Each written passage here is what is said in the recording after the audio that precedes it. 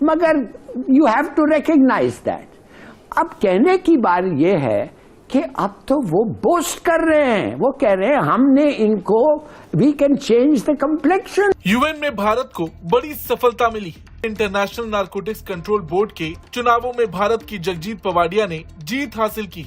मैं भारत में सिर्फ और सिर्फ इस वजह से खुश हूं, कम्युनलिज्म का, हिंदुओं के हॉलोकॉस्ट का जो बदला ले रहे हैं तालीम के साथ, मैं उस पर खुश हूं, क्योंकि हम तो ये लेने की सलाहियत नहीं रखते। बड़ी बात यह है कि भारत को इकोनॉमिक एंड सोशल काउंसिल के 53 वोटिंग सदस्यों में से 41 वोट मिले। मुझे सिर्फ ऑब्जेक्शन ये है टू डिले कि हम उनको बता रहे हैं कि हाँ they make a difference. Pakistani कौम की ईद भी तबाह बर्बाद कर दी है। पहले ये कौम दुखी है, पहले ये कौम परेशान है, पहले कोई उम्मीद की किरण नजर नहीं आती। इसराइल की सहियनी फौज ने हमास सरबराह इस्माइल हनिया के 3 बेटे शहीद कर दिए हैं। हाजिम, मोहम्मद और आमिर शाती एक कैंप में पनाह गुज़ीरों से ईद मिलने गए थे। हमले में हमास सरबराह के कई पोते पोतियां भी शहीद हो गए हैं। आप भी तो गाजा ही बन चुके हैं। एक साइड पे पठान भाई मार रहे हैं, दूसरी साइड पे ईरानी भी तैयार है, तीसरी साइड पे उधर से भी नारा जंग है कि घुस के मारेंगे। पस मंजर में ये मामला चल रहे हैं, इस्माइल हानिया के खानदान को शहीद कर दिया गया है। हमारे लिए तो हमें बताया जाता है हमारा हीरो गौरी है, बदाली है, फलाना है, गजनी है, जो कि नहीं है। मैं तो नहीं उनको हीरो मानता, हमारी आइडेंटिटी खत्म कर दी। लेकिन भारत ने लिया बदला, मैं खुश हूं इस पे, भारतीयों पे खुश हूं इस बात पे।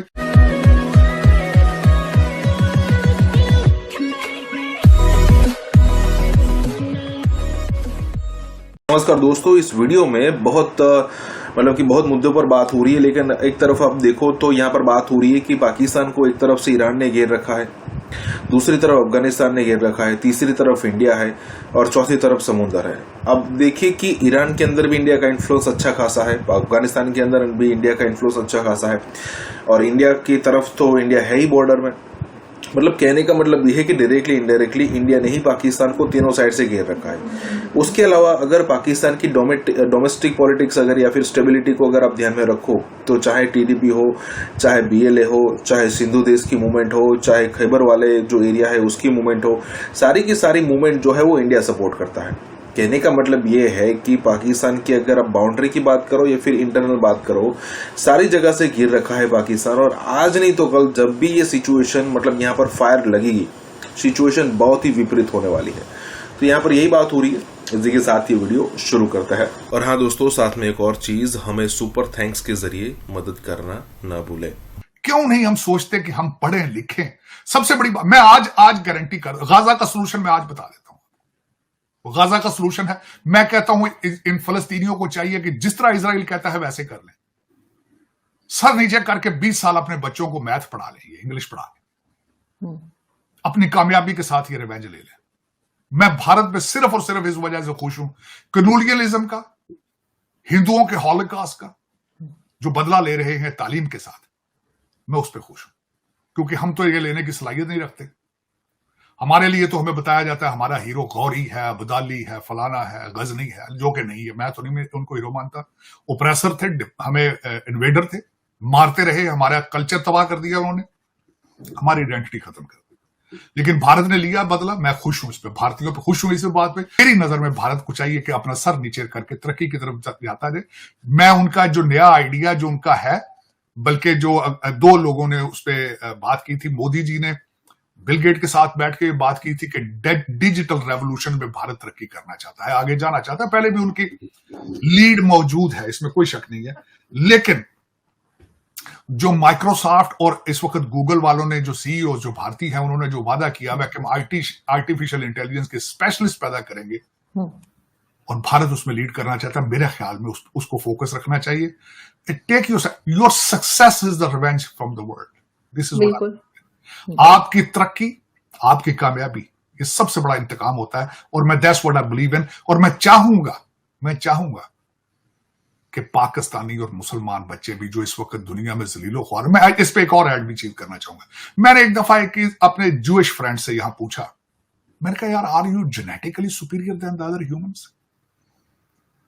Are you how you guys have come to this level कि 15 मिलियन लोग इस वक्त पूरी दुनिया को चला रहे हैं? How it is? उसने एक बड़ी मजे की बात बताई। डॉक्टर था खुद। आरजू आज से ये 25 साल 20 साल उसने मुझे, पहले की बात है, उसने मुझे कहा कि हम जितना हम इस दुनिया में जलीलो ख्वार हुए हैं, कोई भी कौम इतना जलीलो ख्वार होगी तो वो तरक्की कर जाएगी। मेरा ख्याल है कि मुझे लग रहा है कि जिस तरीके से हम जलीलो ख्वार हो रहे हैं 2 बिलियन, मैं तो खैर बड़े अरसे से पाकिस्तान के लिए भी यही समझता था कि अब इससे नीचे नहीं जाएगा, इसके बाद रिबाउंड पे आके ऊपर आना शुरू हो जाएगा। इसी तरह से मैं समझ रहा हूं कि आज अगर देखें 33-34 हजार इस वक्त मारे जा चुके हैं फलस्तीनी, और हर कंट्री के, वो तो वहां मारे जा चुके हैं। आप पाकिस्तान के हालात देख लेना, आप अपने हालात दे रहे। जितनी महंगाई होगी आपके मुल्क के अंदर लॉ एंड ऑर्डर खराब होगा, डाके बढ़ेंगे, एक दूसरे पढ़ भी रहे हैं सर, पढ़ रहे हैं अब तो। दूसरा गोश्त खाएंगे। लेकिन इसमें मैं यही कहता हूं कि अब इससे आगे जाने की गुंजाइश नहीं है, तो खुदा टर्न लें। आपकी बचत सिर्फ और इंग्लिश और मैथ में है, और उसके अलावा कोई आपके पास तीसरा ऑप्शन मौजूद नहीं है, बिल्कुल। और इसमें मैं बल्कि मेरी ख्वाहिश है कि सर नीचे करके आप तरक्की की तरफ जाए। तरक्की जब आपकी इकॉनमी 8.4% पे ग्रो करेगी, 10% पे ग्रो करेगी, that's the best revenge you can possibly take from the world. तो लेकिन अब ये इसमें सोच ये है, क्योंकि उसमें कुछ कारोबारी लोग हैं जिन्होंने इस्लाम को कारोबार बना रखा है, फिर वो क्या करेंगे? उनके तो भी कारोबार। देखिए पाकिस्तान के अंदर सबसे सक्सेसफुल कामयाब कारोबार कौन सा इस वक्त? आपको पता है कि कारोबार से आपकी फौज, एस्टेब्लिशमेंट, जुडिशरी सारी डरती है। वो क्या कारोबार है? मदरसे का कारोबार। मौलाना फजलुर रहमान इस वक्त ताकतवर तरीन है। मुर्शद ने जेल के अंदर से बैठ के कहा उससे बात करो, क्योंकि वो बच्चे सड़कों पर लाने की सलाहियत रखते हैं। वो जब अपने बच्चे लेकर इस्लामाबाद पहुंचता है मदरसों के, तो पाकिस्तान की जड़ें हिल जाती हैं। देखें कितना खूबसूरत कारोबार। सर वो तो टीएलपी भी है, और भी कई ऐसी पार्टीज हैं जो बना रखी है इन्होंने। आज मैं उसमें अगली स्टेज पे जाना चाहूंगा। मैं खासकर चाहूंगा कि खुदा करे कि कोई पाकिस्तान को इमरान खान सा ऐसा लीडर मिले, लेकिन पॉजिटिव साइड पे मिले। अब मैं वो बताता हूं। मैंने कल परसों आरजू बैठ के बड़ी रिसर्च की है। मैंने मैकियावेली को मैंने बड़ी डिटेल से पढ़ा है। मुझे इमरान खान मैकियावेली से बड़ा लीडर नजर आया, बहुत बड़ा फिलॉसफर नजर आया।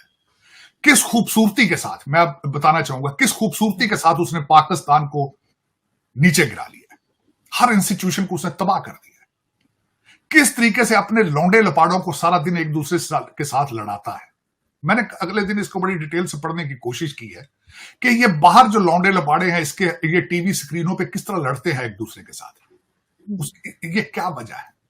इसके पीछे सिर्फ ये है कि सारी जो गेम चलाता है पीछे मुर्शिद चलाता है, क्योंकि वो कहता है अगर मैं जेल में हूं तो बाहर मुझे रिप्लेस ना किया जा सके। उसको सबसे बड़ा फायदा कि कोई लीडर ना बन सके मेरे बाद, कोई टेक ओवर ना कर दे पीटीआई। किस खूबसूरती के साथ उसकी हर चीज, वो किस तरीके से अंदर से बैठ के, अगर खुदा करे कि ये पाकिस्तान को बचाने के लिए कभी निकले, लेकिन वो पॉसिबल नहीं, क्योंकि वो पाकिस्तान की किस्मत में शायद नहीं है।